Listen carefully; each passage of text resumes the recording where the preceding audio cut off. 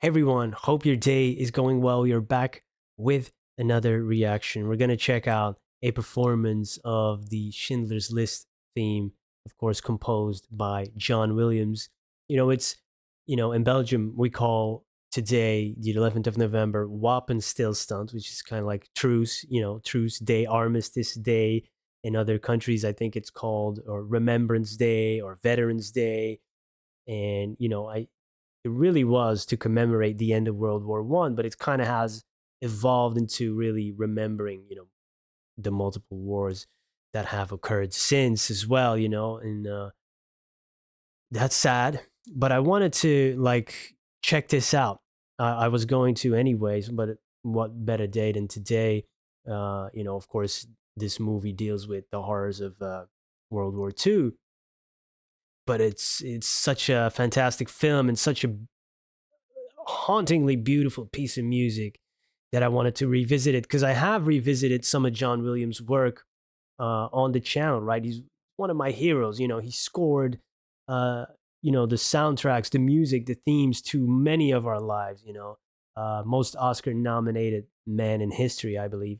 Uh, and it's kind of amazing if you think about it. Schindler's List and Jurassic Park came out in the same year. What a year for John Williams and Steven Spielberg, of course. Very, very different, but both iconic pieces of music. All right, let's check this out.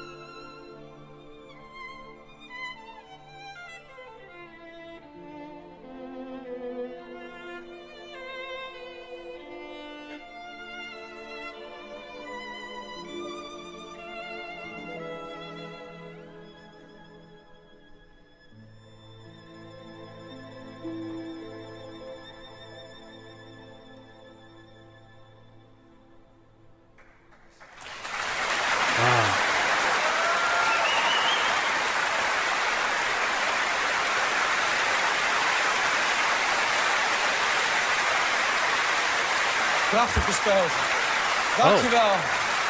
Davida.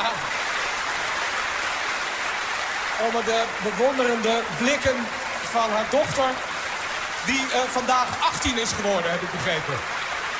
Van harte wow. So that's her daughter. Oh, this is from a Dutch. Oh yeah, it says here NL. Um, okay, so that's her daughter that turned 18. Wow, I that gefeliciteerd. emotion. Congratulations.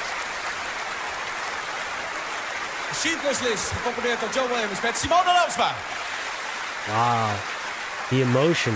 That was, like I said beforehand, it's such a haunting piece, but it's so beautiful. The violin. Um, what instrument is this? The oboe or not? I'm not that well versed yet. This is part of my musical education, and I'm really trying to learn as much as I can. But there's a lot of uh information to soak up, and I have to hear it like 10 times before it kind of sticks. Maybe this time it will. Maybe this is the one. So let me know if you know. Uh, Fantastic. What I also liked, of course, was the red dress of the violinist because it reminds you of the little girl with the red dress, in an all black and white movie. It's heartbreaking. I remember seeing the film for the first time when I was young. I think it was in school, fifth or sixth grade, maybe. It mustn't have. I wasn't aware, at the time that this was a recent film back then. You know, I thought this was a movie that was out already, for a long time because it's black and white. Of course, not in the beginning, not the end. The color comes back again, but it made a tremendous impact on me, and I had no idea that not that the person who made this music and the person who made the movie, Spielberg, had made such an impact on me before with Jurassic Park. The same people, because that's the movie that sparked a love for cinema. Even though I had to close my eyes a few times in theaters, I was very young. I was 6 or 7 years old, but back then they didn't really. You could just go in, right, with your parents. Uh, Maybe a little bit too young to watch the dinosaurs eat people, but okay. It sparked the love of cinema and storytelling for me, so it made a tremendous impact, as well as this movie. Seeing the real people at the end of the film, right? The pictures of everybody who was played, and uh, I can't, and I imagine many people have had similar emotions when watching that movie and hearing the music. And yeah, it's fantastic. It's great to remember. You can never forget these atrocities. Films and music can do that. Books can do that. You know, talking about big impacts. Man's Search for Meaning by Viktor Frankl is one of the books that made the biggest impact on me. I read it once a year. The Choice by Dr. Edith Eger, another Holocaust survivor. Great book. She's still with us as of now, the time of recording. Yeah, amazing. It was beautiful to see the emotions. Maybe there's more to the story there. Uh, you know, Holland, of course, Anne Frank. If you've ever been to Amsterdam, you can visit the house. So, yeah, we're here in Belgium as well. We're constantly reminded of the war, not only on Armistice Day. 5 minutes from my house, you can walk. You can find bunkers built by the Germans. Part of the Atlantic Wall uh, for World War I, but used later on as well.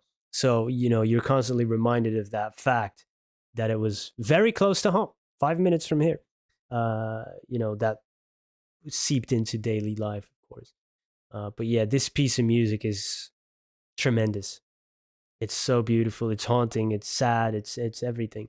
Yeah, thank you for joining me today. I hope to see you in another video. Have a great day. Goodbye.